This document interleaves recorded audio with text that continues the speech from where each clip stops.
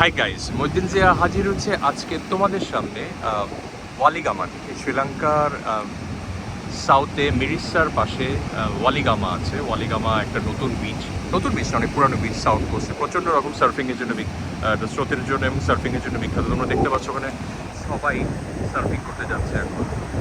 এখানে surfing school আছে, অনেক লেসন করে সার্ফিং। আর এখানে অনেক প্রচুর সার্ফিং বোট পাওয়া যায় ভাড়া। আমার দেখা মতো মনে হয় বেস্ট সার্ফিং এরিয়া হচ্ছে কি এই ওয়ালিগামা। আমরা দেখতে পাচ্ছি ওখানে তারা সবাই সার্ফ করতেছে।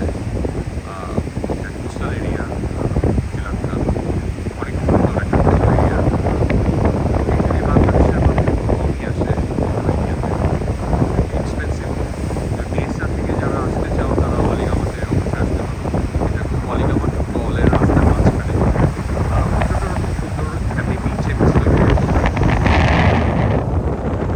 হাইকিং করা যায়, এখানে সার্ফিং করা যায়, এখানে নাইট ক্লাব আছে অনেক ভালো, এখানে ট্যুরিজম সেক্টর অনেক ভালো। খাওয়া একটু ডিফারেন্ট আমাদের জন্য লাগতে পারে, কিন্তু ভালো।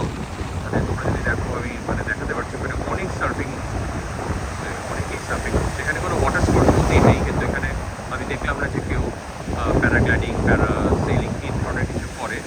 কিন্তু সার্ফিংয়ের জন্য Weligama is one of the best in the world. তো এখানে প্রচুর ফরেনাররা আসে। আমরা যদিও বাংলাদেশি, আমরাও ফরেনারে বলতে শ্রীলঙ্কার জন্য। এটা আমার মতে দেখতে পাবো।